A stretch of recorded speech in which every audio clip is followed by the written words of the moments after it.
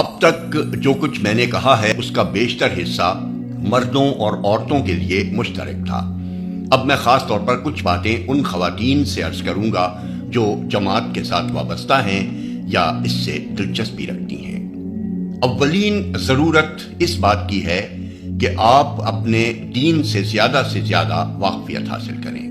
نہ صرف قرآن سمجھ کر پڑھیں بلکہ کچھ نہ کچھ حدیث اور فقہ کا بھی مطالعہ کریں۔ نہ صرف دین کی بنیادی باتوں اور ایمان کے تقاضوں کو جانیں بلکہ یہ بھی معلوم کریں کہ آپ کی ذاتی زندگی، گھر کی زندگی، خاندان کی زندگی اور عام معاشرتی زندگی کے بارے میں دین کے احکام کیا ہیں۔ احکام دینی سے عورتوں کی عام ناواقفیت ان اسباب سے ایک اہم سبب ہے جن کی بدولت مسلمان گھروں میں غیر شرعی طریقے رائج ہوئے ہیں بلکہ جاہلیت کی رسموں تک نے راہ پا لی ہے۔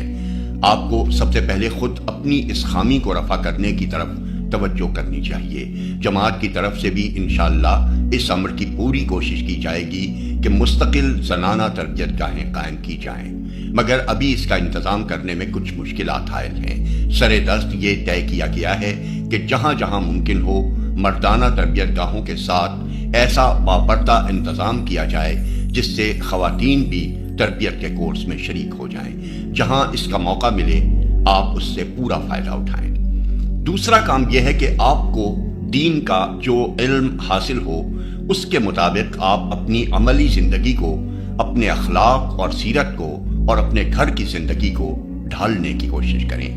ایک مسلمان عورت میں کیریکٹر کی یہ مضبوطی ہونی چاہیے کہ وہ جس چیز کو حق سمجھے اس پر سارے گھر اور سارے خاندان کی مخالفت و مزاحمت کے باوجود ڈٹ جائے، اور جس چیز کو باطل سمجھے اسے کسی کے زور دینے پر بھی قبول نہ کرے۔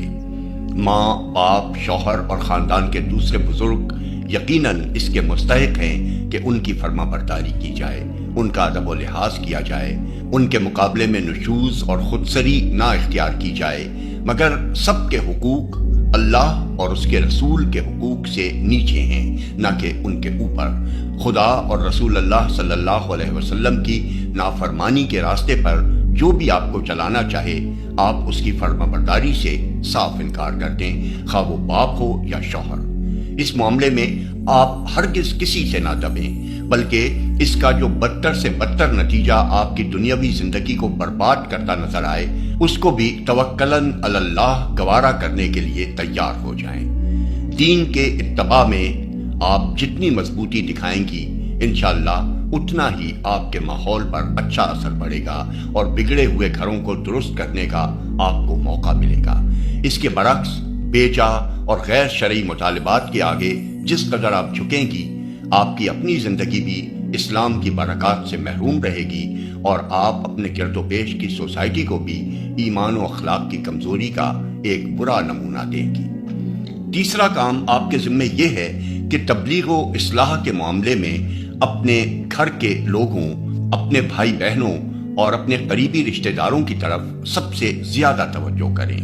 جن بہنوں کو اللہ نے اولاد دی ہے ان کے ہاتھ میں تو گویا اللہ نے امتحان کے وہ پرچے دے دیے ہیں جن پر اگر وہ کامیابی کے نمبر نہ لے سکیں تو پھر دوسرا کوئی پرچہ بھی ان کے اس نقصان کی تلافی نہ کر سکے گا۔ ان کی توجہ کی مستحق سب سے بڑھ کر ان کی اولاد ہے جسے دین اور دینی اخلاق کی تربیت دینا ان کی ذمہ داری ہے۔ شادی شدہ خواتین کا یہ بھی فرض ہے کہ وہ اپنے شوہروں کو راہ راست دکھائیں اور اگر وہ راہ راست پر ہوں تو اس پر چلنے میں ان کی زیادہ سے زیادہ مدد کریں۔ ایک لڑکی ادب و احترام کے پورے حدود و ملحوظ رکھتے ہوئے اپنے باپ اور اپنی ماں تک بھی کلمہ حق پہنچا سکتی ہے اور کم از کم اچھی کتابیں تو ان کے مطالعے کے لیے پیش کر ہی سکتی ہے۔ چوتھا کام جسے آپ کو فرض سمجھتے ہوئے انجام دینا چاہیے یہ ہے کہ جس قدر بھی وقت آپ اپنے خانگی فرائض سے بچا سکتی ہوں وہ دوسری عورتوں تک دین کا علم پہنچانے میں صرف کریں۔ چھوٹی لڑکیوں کو تعلیم دیجیے، بڑی عمر کی ان پڑھ عورتوں کو پڑھائیے، پڑھی لکھی عورتوں تک اسلامی کتابیں پہنچائیے، عورتوں کے باقاعدہ اجتماعات کر کے ان کو دین سمجھائیے، یا تقریر نہ کر سکتی ہوں تو مفید چیزیں سنائیے۔ غرض آپ جس جس طرح بھی کام کر سکتی ہوں کریں، اور امکانی حد تک پوری کوشش کریں کہ آپ کے حلقہ تعارف میں عورتوں سے جہالت اور جاہلیت دور ہو۔ تعلیم یافتہ خواتین پر اس وقت ایک اور فرض بھی عائد ہوتا ہے جو ایک لحاظ سے اپنی اہمیت میں دوسرے تمام کاموں سے بڑھ کر ہے۔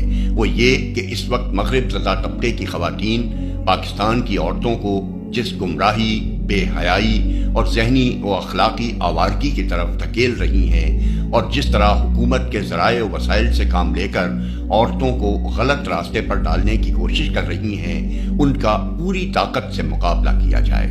یہ کام صرف مردوں کے کیے نہیں ہو سکتا۔ مرد جب اس گمراہی کی مخالفت کرتے ہیں تو عورتوں کو یہ کہہ کر بہکایا جاتا ہے کہ یہ مرد تو تم کو غلام رکھنے پر تلے ہوئے ہیں۔ ان کی تو ہمیشہ سے یہی مرضی رہی ہے کہ عورتیں چار دیواریوں میں گھٹ گھٹ کر مرتی رہیں اور انہیں آزادی کی ہوا نہ لگنے پائے۔ اس لیے ہمیں اس فتنے کا سدباب کرنے میں عورتوں کی مدد کی سخت ضرورت ہے۔ خدا کے فضل سے ہمارے ملک میں ایسی شریف اور خدا پرست خواتین کی کمی نہیں ہے جو اعلیٰ تعلیم یافتہ ہیں اور ان افوائی بیگمات سے علم اور ذہانت اور زبان و قلم کی طاقت میں کسی طرح کم نہیں ہیں۔ اب یہ ان کا کام ہے کہ آگے بڑھ کر ان کا منہ توڑ جواب دیں۔ وہ انہیں بتائیں کہ مسلمان عورت حدود اللہ سے باہر قدم نکالنے کے لیے ہرگز تیار نہیں ہے۔ وہ ڈنکے کی چوٹ کہیں کہ مسلمان عورت اس ترقی پر لعنت بھیجتی ہے جسے حاصل کرنے کے لیے خدا اور اس کے رسول صلی اللہ علیہ وسلم کی مقرر کی ہوئی حدیں توڑنی پڑیں۔ صرف یہی نہیں بلکہ ان کا یہ کام بھی ہے کہ منظم ہو کر ہر اس حقیقی ضرورت کو جس کی خاطر حدود شکنی کو ناگزیر کہا جاتا ہے، اسلامی حدود کے اندر پورا کر کے دکھائیں، تاکہ ہر گمراہ کرنے والے اور کرنے والی کا ہمیشہ کے لیے منہ بند ہو جائے۔